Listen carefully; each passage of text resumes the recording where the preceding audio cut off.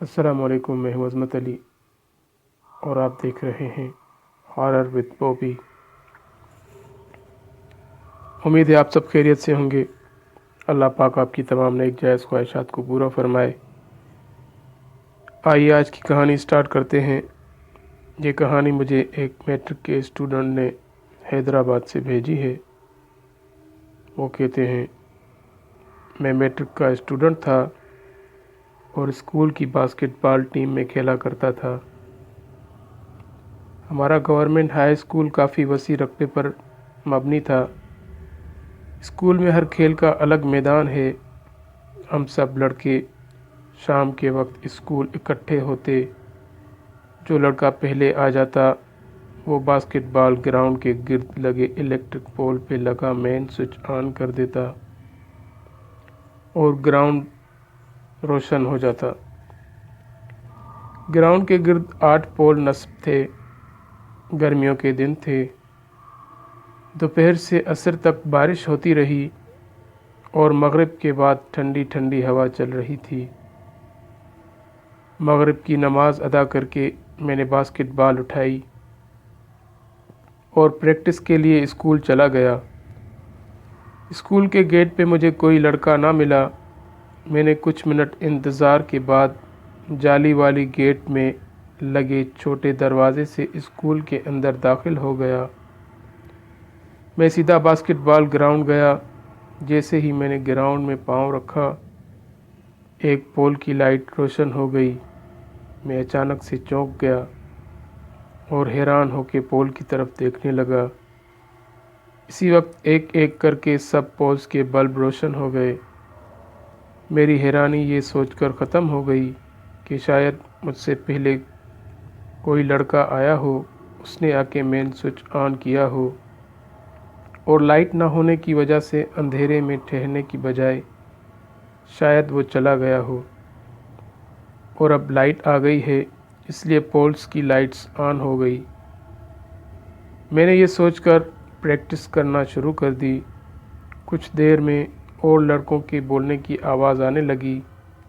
میں سمجھ گیا کہ باقی لڑکے آ رہے ہیں، کیونکہ میں ایک کھلی جگہ میں روشنی میں کھڑا تھا اور لائٹس کی روشنی سیدھے باسکٹ بال گراؤنڈ پہ پڑ رہی تھی، تو گراؤنڈ سے باہر اندھیرا تھا۔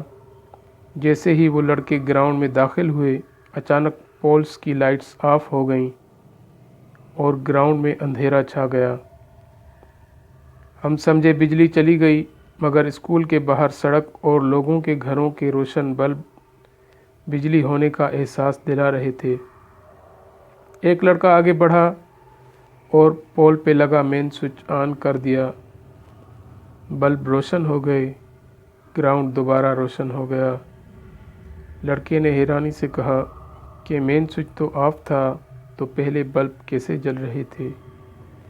ہم سب حیران کھڑے تھے کہ ایک لڑکا بولا کہ دوپہر کی بارش کی وجہ سے ہو سکتا ہے پولز اور بلبوں میں ارتھ آیا ہوا ہو، اس لیے بلب روشن ہوں۔ اس بات کو سمجھتے ہوئے میں بھی خاموش رہا اور بلب روشن ہونے والی بات نہ بتائی۔ اتنی دیر میں اور لڑکے بھی آ گئے۔ سب نے اپنی اپنی بال سے پول پریکٹس شروع کر دیے۔ میں نے اپنی بال پول میں لگے رنگ میں ڈالنے کے لیے اچھالی تو وہ کافی اونچائی سے پول کے اوپر سے ہوتے ہوئے ساتھ والے گراؤنڈ میں جا گری اور میں بھاگ کے اٹھانے چلا گیا۔ روشنی سے یکدم اندھیرے میں آنے سے بال نظر نہیں آ رہی تھی۔ کچھ لمحے میں بال دور پڑی نظر آ گئی۔ میں بال اٹھا کے واپس گراؤنڈ آ گیا۔ میں نے دوبارہ رنگ کے لیے بال اچھالی۔ اس بار پھر بال پول سے کافی اونچائی سے گزر گئی۔ میں پھر بال کی طرف بھاگا اور بال لے آیا۔ اب میں نے تھوڑا رنگ پول کے پاس جا کے آہستہ بال رنگ کی طرف اچھالی۔ بال اس بار پھر پول کے اوپر سے گزر گئی۔ میں اسی لمحے بال کے پیچھے بھاگا، مگر بال دوسرے گراؤنڈ میں یوں آگے کی طرف جا رہی ہو جیسے اسے کسی نے کک ماری ہو۔ میں بال کے پیچھے دوڑتا گیا۔ بال کافی آگے تک چلی گئی۔ میں حیرانی سے بھاگتا ہوا بال تک پہنچا اور جھک کر بال اٹھانے کے لیے ہاتھ آگے بڑھائے۔ بال پہ جیسے میرے ہاتھ پڑے، مجھے بال کے ساتھ کسی کے پاؤں نظر آئے۔ میں نے لاشعوری طور پر بال اٹھا کے پیچھے ہٹتے پاؤں سے اوپر ٹانگوں کی طرف دیکھتا گیا۔ میری پوری ٹھوڑی اوپر ہو گئی مگر ٹانگوں کا سائز نہ ختم ہوا۔ میں ڈر کے مارے واپس بھاگا۔ واپس باسکٹ بال گراؤنڈ تک آتے آتے مڑ کر کئی بار دیکھا مگر ٹانگیں ہی نظر آ رہی تھیں۔ روشنی کے پاس آ کے پھر مڑ کر دیکھا تو پیچھے کچھ نہیں تھا۔ یہ تھی ہماری آج کی کہانی۔ امید ہے آپ کو کہانی پسند آئی ہوگی۔ اگلی بار ایک اور نئی کہانی کے ساتھ آپ کی خدمت میں حاضر ہوں گے۔